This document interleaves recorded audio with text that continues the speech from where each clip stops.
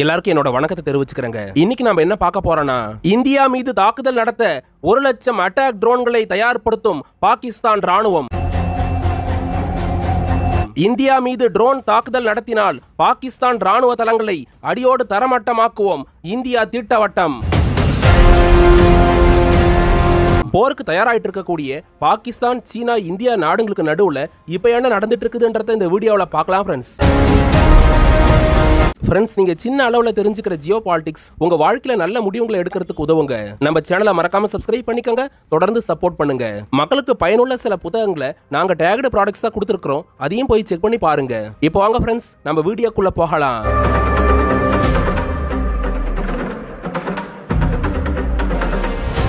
ஆசிய கண்டத்தில் இந்தியா பாகிஸ்தான் நாடுகளுக்கு நடுவில் இருக்கிற ராணுவ மோதல்ன்றது இந்த 2026ல எந்த கட்டத்தை நோக்கி நகர்ந்துட்டு இருக்குதுன்னா, இந்தியா எப்பவுமே தன்னோட வளர்ச்சி மேலதான் முக்கியமா கவனம் செலுத்துறாங்க. அனாவசியமான எந்த போர்லையும் இந்தியா ஈடுபடுறத விரும்புறதில்ல. ஆனா பாகிஸ்தான், சீனான்ற இந்த ரெண்டு நாடுகளும் இந்தியா அமைதியா இருந்தாலும் எப்படியாவது இந்தியாவை போருக்குள்ள சிக்க வைக்கிற காரியத்தை அந்த நாடுங்க அப்பப்ப பண்ணிட்டு தாங்க இருக்காங்க.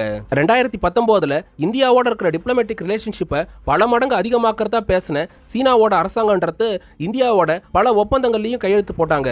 அதுக்கப்புறம் பாத்தீங்கன்னா அடுத்த வருஷமே 2026ல லடாக்கோட கல்வான் பள்ளத்தாக்குல இந்திய பகுதிகளை ஆக்கிரமிக்க முயற்சி பண்ணதுனால இந்திய சீன ராணுவத்துக்கு நடுவுல கல்வான் பள்ளத்தாக்குல பெரிய மோதலே ஏற்பட்டதுங்க. இந்த மோதல்ல இந்திய தரப்புலயும் உயிரிழப்பு ஏற்பட்டது. அதை விட சீன ராணுவத்து தரப்புல பல மடங்கு அதிகமான உயிரிழப்புங்க தான் பதிவானதா குளோபல் மீடியாவா இருக்க ராய்டர்ஸ் செய்தி வெளியிட்டு இருந்தாங்க. அடுத்த 4 வருஷத்துக்கு இந்தியாவோட மோதல் போக்க கடைபிடிச்சிட்டு வந்த சீனாவோட பீப்பிள் லிபரேஷன் அரசாங்கம்ன்றது கடந்த 2024ல தான் பிரிக்ஸ் மாநாடப்ப இந்தியாவோட மெல்ல மெல்ல டிப்ளமேட்டிக் ரிலேஷன்ஷிப்பை பழைய முறைக்கு கொண்டு வர போறோம்னு அறிவிச்சிருந்தாங்க.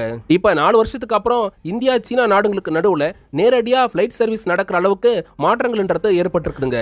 அதுவே நீங்க பாகிஸ்தான் எடுத்துக்கிட்டா, பாகிஸ்தானுக்கும் இந்தியாவுக்கு நடுவுல 2025ல தான் 4 நாள் போர் ஏற்பட்டு கடந்த ஒரு 8-9 மாசமா நேரடியா எந்த கிளாஷும் ஏற்படலனாலும் ரெண்டு நாடுகளுக்கு நடுவுல போர்ன்ற நெருப்பு கணிச்சுக்கிட்டே தாங்க இருந்துட்டு இருக்குது.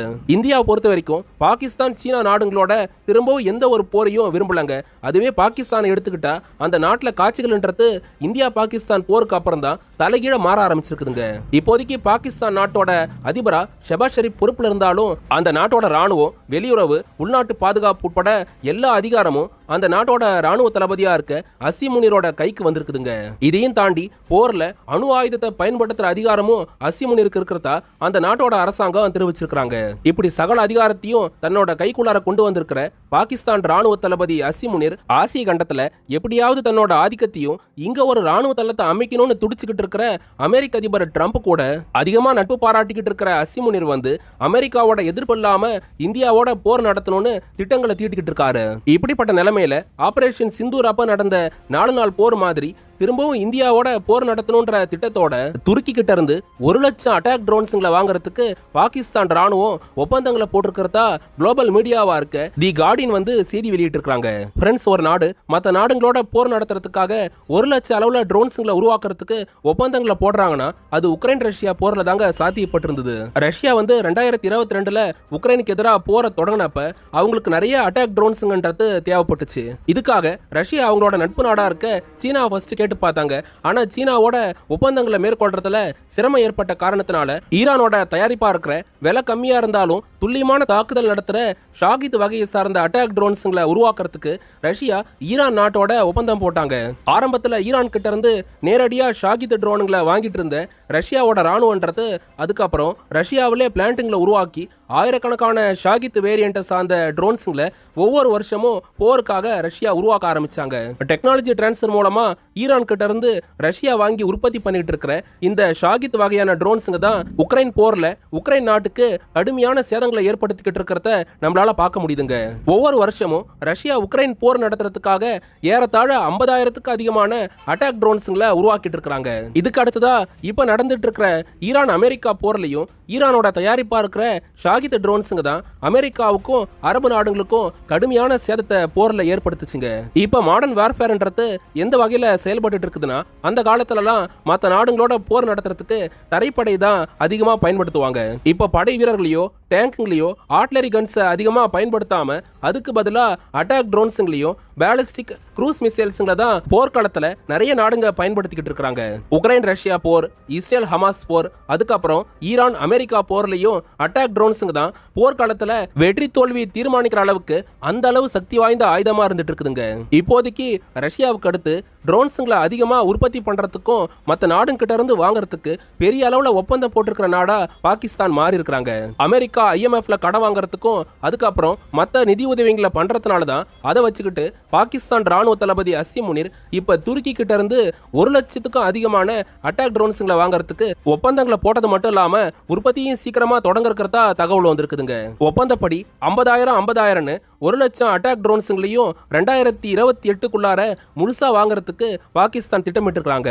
பாகிஸ்தான் இப்போதைக்கு அவங்க பயன்படுத்துற ராணுவ ஆயுதங்கள்ல 80% மேல சீனாவோட இறக்குமதியா தாங்க இருக்குது. போர் விமானங்களா இருக்க J-17 தண்டர் போர் விமானமாகட்டும், J-10 போர் விமானங்களாகட்டும், இது மட்டும் இல்லாம டேங்குங்களை தொடங்கி மற்ற ஆயுதங்கள் எல்லாத்தையும் பெரும்பாலும் அவங்க சீனா கிட்ட இருந்து தான் வாங்கிட்டு இருக்காங்க. சீனாவுக்கு அடுத்ததா அவங்க அதிகமா ஆயுதம் வாங்குற நாடுனா அது துருக்கியா தாங்க இருக்குது.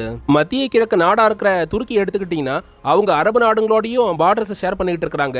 இது மட்டும் இல்லாம ஐரோப்பாவோட வாசலாவும் துருக்கி அமைஞ்சிருக்குதுங்க. இது எல்லாத்தையும் தாண்டி நாம பார்க்க வேண்டிய இன்னொரு விஷயம் என்னன்னா, துருக்கி ஒரு நேட்டோ நாடா இருக்கிறாங்க.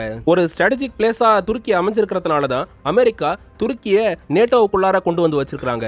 மத்திய கிழக்கு நாடா இருக்கிற ஈரான் எப்படி பேலிஸ்டிக் மிசைல்ஸுங்க அட்டாக் ட்ரோன்ஸுங்களை உருவாக்குற டெக்னாலஜியில வலிமையான நாடா இருக்கிறாங்களோ அப்படிதாங்க துருக்கி நாடுமே அங்க வலிமையான ராணுவத்தை வச்சிருக்கிற நாடா இருக்கிறாங்க. துருக்கி எடுத்துக்கிட்டா மலேசியா, இந்தோனேஷியா மாதிரியான ஆசிய நாடுகளுக்கும் ஐரோப்பிய நாடுகளுக்கும் ஆயுதங்களை உருவாக்கி ஏற்றுமதி பண்ணக்கூடிய நாடா இருக்கிறாங்க.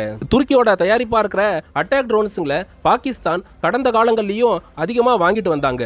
அதுலயும் துருக்கியோட தயாரிப்பா இருக்கிற பைராக்டர் அட்டாக் ட்ரோன்ஸுங்களை பாகிஸ்தான் இந்தியாவுக்கு எதிரான போர்லையும் நேரடியா பயன்படுத்தி இருந்தாங்க. பாகிஸ்தான் வந்து பைராக்டர் TB2, அக்கின்ஷி, அதுக்கப்புறம் சீன தயாரிப்பா இருக்கிற CH-4 மாதிரியான அட்டாக் ட்ரோன்ஸுங்களை அவங்களோட ராணுவத்துல பயன்படுத்திட்டு வராங்க. இதுல பாகிஸ்தானோட ராணுவன்றது ஆபரேஷன் சிந்தூர் போறப்ப 4 நாளுமே ஒவ்வொரு நாளும் 150க்கு அதிகமான அட்டாக் ட்ரோன்ஸுங்களை இந்தியாவோட நகரங்களை குறி வச்சு பாகிஸ்தான் அப்ப ஏவி இருந்தாங்க. இதுல அவங்க துருக்கியோட தயாரிப்பா இருக்க பைராக்டர் அட்டாக் ட்ரோன்ஸுங்களையும் இந்தியாவுக்கு எதிராக ஏவி இருந்தாங்க. ஆனா பாகிஸ்தான் சீனா நாடுகளோட அச்சுறுத்தல் காரணமா இந்தியா ஏர் டிஃபென்ஸ் கட்டமைப்புல வலிமையான நாடா இருக்கிறாங்க. அதனாலதான் பாகிஸ்தான் ஏவன துருக்கியோட பைராக்டர் ட்ரோன்ஸ்ல இருந்து எல்லா ட்ரோன்ஸுங்களையும் India surface to air missiles, Akash air defence system, அதுக்கப்புறம் இஸ்ரேல் இந்தியா கூட்டு தயாரிப்புல உருவாக்கப்பட்ட பேரக்கைட் உட்பட S-400 ஏர் டிஃபென்ஸ் சிஸ்டத்தையும் பயன்படுத்தி இந்தியா இந்த எல்லா அட்டாக் ட்ரோன்ஸுங்களையும் வானத்திலே வச்சு இடைமறிப்பு ஏவுகணைங்க, இன்டர்செப்டார் மிசைல்ஸுங்க மூலமா எல்லாத்தையுமே வானத்துல காலி பண்ணி காட்டினாங்க. ஆபரேஷன் சிந்தூர் போறப்ப பாகிஸ்தானோட எந்த ஒரு அட்டாக் ட்ரோனும் இந்திய நகரங்களை வந்து தாக்கலங்க. வானத்துல இன்டர்செப்ட் பண்ணும்போது ஒரு சில ட்ரோன்ஸுங்களோட டெப்ரிஸ் மட்டும் இந்திய நகரங்களா இருக்க பஞ்சாப், ராஜஸ்தான், அதுக்கப்புறம் காஷ்மீர் பகுதியிலையும் கீழே வந்து விழுந்தது. மற்றபடி பாகிஸ்தானோட எந்த ஒரு ட்ரோனுங்களாலையும் இந்தியாவுக்கு அப்ப ஆபத்து ஏற்படலைங்க. இப்படிப்பட்ட நிலைமையில இந்தியாவோட அடுத்த கட்ட போருக்கு பாகிஸ்தான் ராணுவம் எந்த மாதிரியான திட்டங்களை வகுத்துட்டு இருக்காங்கன்னா, 2021 அக்டோபர் 7ஆம் தேதி அன்னைக்கு இஸ்ரேலுக்கு எதிராக ஹமாஸ் படைங்க போர் தொடுத்தப்ப ஒரே நேரத்தில் ஆயிரக்கணக்கான ராக்கெட்ஸுங்களையும் ட்ரோன்ஸுங்களையும் இஸ்ரேல் நகரங்களுக்கு எதிராக அவங்க ஏவி இருந்தாங்க. அந்த காரணத்தினால இஸ்ரேலோட அயன் டோம் ஏர் டிஃபென்ஸ் சிஸ்டத்தால நிறைய ராக்கெட்ஸுங்களையும் ட்ரோன்ஸுங்களையும் வானத்தில் தடுக்க முடியலங்க. இந்த சர்ப்ரைஸ் அட்டாக்கால இஸ்ரேலுக்கு அப்ப கடுமையான சேதமும் ஏற்பட்டதா டிஃபென்ஸ் எக்ஸ்பர்ட்டுங்க பதிவு பண்ணியிருக்காங்க. இதை முன் வச்சுதான் இப்ப பாகிஸ்தானோட ராணுவ தளபதியா இருக்க அசீம் முனீர் துருக்கி கிட்ட இருந்து பைராக்டர் TB2, அக்கின்ஷி, அன்கா மாதிரியான அட்டாக் ட்ரோன்ஸுங்களை 1 லட்சம் அளவுல வாங்குறது மூலமா போர்க்காலத்துல இந்தியாவோட போர் நடக்கும் போது ஒவ்வொரு நாள் போர்லையும் இந்தியாவுக்கு எதிராக ஆயிரக்கணக்கான ட்ரோன்ஸுங்களை ஏவலான்ற திட்டம்ன்றது பாகிஸ்தான் ராணுவத்துக்கிட்ட இருக்குதுங்க. துருக்கி கிட்ட இருந்து 1 லட்சம் அட்டாக் ட்ரோன்ஸுங்களை வாங்குறதுக்கு பாகிஸ்தான் ஒப்பந்தம் போட்டிருக்கிறது சம்பந்தமா இந்தியா என்ன பேசியிருக்காங்கன்னா, இந்தியாவுக்கு எதிராக மேசிவ் ட்ரோன் அட்டாக் பண்ணணுன்ற திட்டத்தோட தான் பாகிஸ்தான் துருக்கியோட இந்த மாதிரியான ஒப்பந்தத்தை போட்டிருக்கிறாங்க. பயங்கரவாதத்துக்கு அதிகமா முக்கியத்துவம் கொடுக்கிற பாகிஸ்தான் கூட மற்ற நாடுங்க டிஃபென்ஸ் அக்ரிமெண்ட் போடுறதே தப்பான காரியம். அதுலயும் துருக்கியோட தாக்குதலுக்கான டிஃபென்ஸ் அக்ரிமெண்ட்டையும் பாகிஸ்தான் கடந்த காலத்துல போட்டு வச்சிருக்காங்க.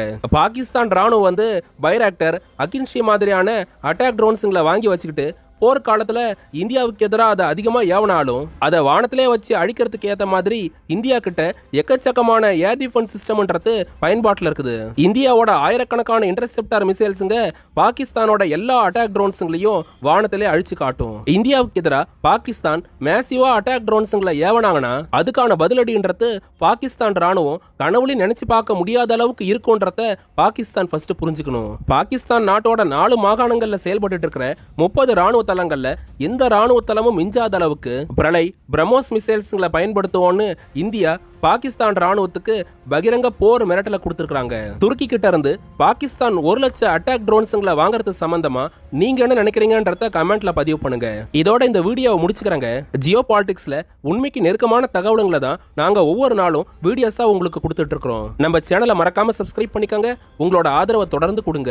மக்களுக்கு பயனுள்ள சில புத்தகங்களையும் டேக்டு ப்ராடக்ட்ஸா கொடுத்துருக்கிறோம். அதையும் போய் செக் பண்ணி பாருங்க. எங்களுக்கு சில நண்பர்கள் யூடியூபோட super thanks option QR code மூலமா உதவி பண்ணிட்டு இருக்காங்க.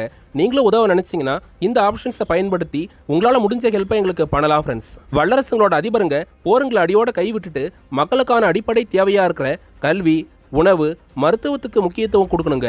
அடுத்து ஒரு டிஃபென்ஸ் ஜியோ பாலிடிக்ஸ் தகவலோட நாளைக்கு உங்களை வந்து சந்திக்கிறேன். அது வரைக்கும் உங்ககிட்ட இருந்து விடை பெறுவது ஆல் இன் தமிழ்.